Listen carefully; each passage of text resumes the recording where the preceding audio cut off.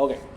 Ya, perkenalkan, nama saya Gregorius Kukuh Nugroho CM. Saya pastor moderator pendamping mahasiswa Keuskupan Agung Pontianak, ya, sekaligus juga pastor rekan di paroki Keluarga Kudus.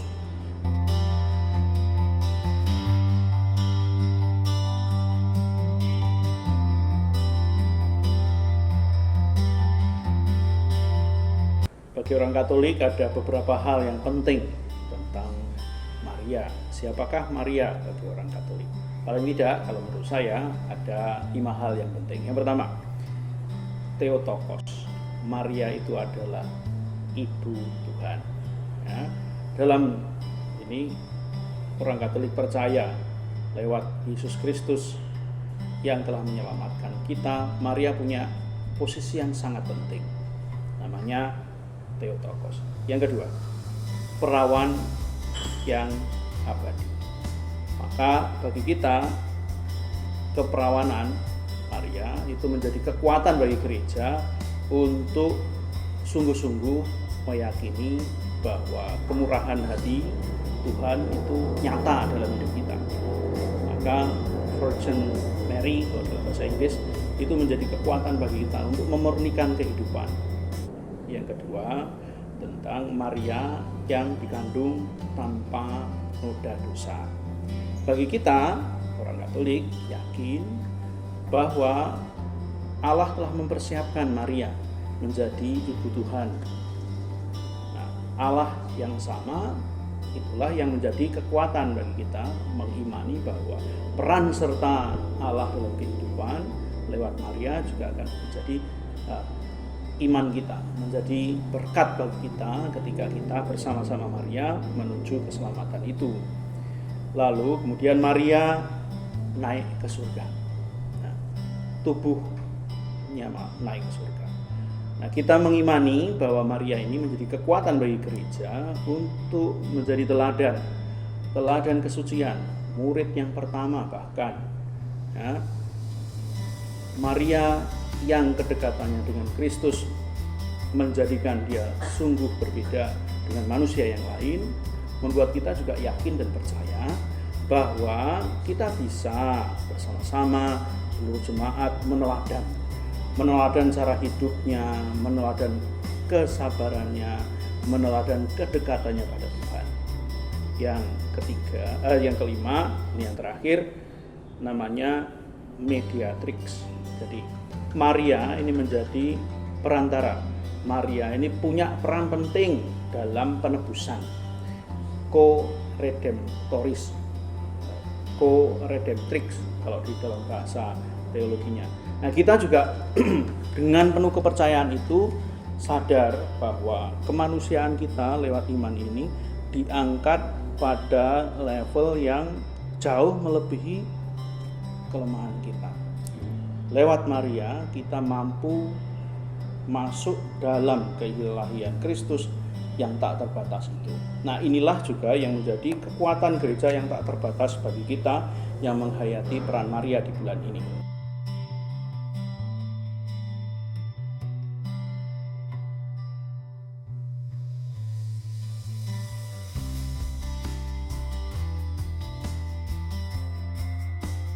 Bagaimana posisinya? Penghormatan kita pada Maria itu seperti apa sebetulnya? Orang Katolik yakin dan percaya bahwa Maria memiliki relasi yang sungguh dekat dengan Tuhan. Ya. Kedekatan relasi Maria dengan Sang Putra itu membuat posisinya menjadi berbeda sekali dengan para murid misalnya, atau para santo-santa, orang kudus yang lain, sangat berbeda.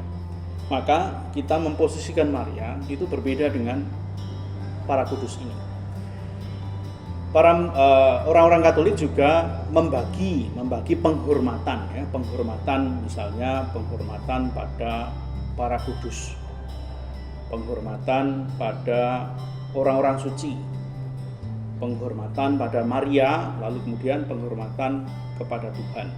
Nah, penghormatan kepada Maria itu berbeda, lebih tinggi dari para kudus, lebih tinggi dari orang-orang suci, ya, karena Maria memiliki posisi yang tidak ada duanya.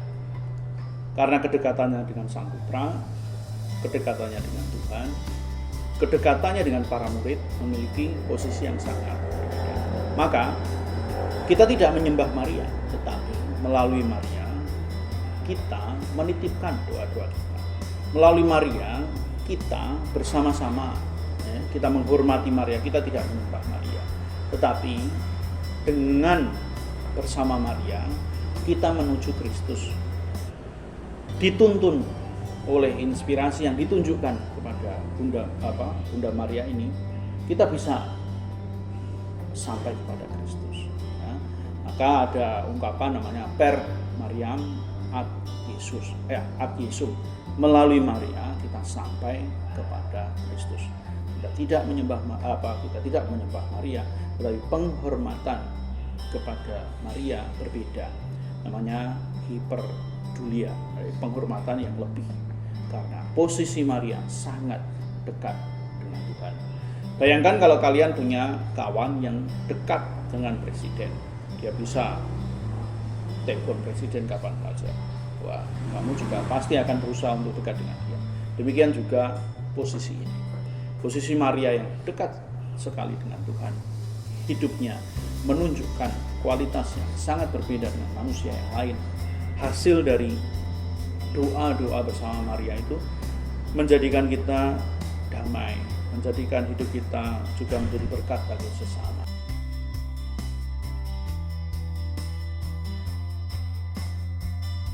Mengapa toh kita ziarah ke Gua Maria, berdoa rosario di bulan Mei ini? Kita memiliki tadi, sudah kita bersama-sama renungkan, kita bersama-sama menghayati. Bulan Mei menjadi bulan yang istimewa, karena sebetulnya bulan Mei itu nanti ada pesta Maria mengunjungi Elizabeth, saudarinya, tanggal 30.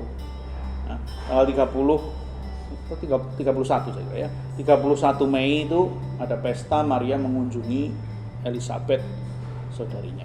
Bagi kita orang Katolik, ini menjadi momentum misi namanya. Misi Maria untuk membawa keselamatan bagi dunia. Nah, kita pun juga dipanggil untuk menyatukan hidup kita, iman kita dalam misi yang sama, misi keselamatan yang dibawa oleh Maria ini. Nah, ini menjadi kekuatan bagi kita untuk juga melanjutkan kehidupan, berdoa di gereja, berdoa di Gua Maria, membuat kita terbantu secara rohani untuk ingat akan misi ini. Terbantu tidak hanya secara pribadi, juga kelompok untuk mengingat akan misi keselamatan yang menyatukan kita. Jadi kita bersatu bukan karena apa-apa, tetapi justru kita bersatu karena misi untuk menyelamatkan ini. Ini yang juga menjadi kekuatan bagi gereja, ya, dimanapun, tidak hanya di Indonesia, tapi di seluruh dunia. Yang menjadi mengingatkan kita akan misi ini, membawa keselamatan bagi semua orang, membawa keselamatan yang universal bagi semua manusia. Nah, ini juga menjadi misi kita, membawa kabar gembira kepada siapapun di sekitar kita. Nah, inilah yang menjadi ziarah keseluruhan hidup kita. Nah, semoga ziarah Maria yang kita kerjakan di bulan Mei ini juga menjadi sungguh-sungguh kesadaran bahwa kita membawa misi seperti Maria, menghadirkan keselamatan di sekitar kita, kelompok Kavativa, di KMK, dimanapun kita berada. Tuhan memberkati.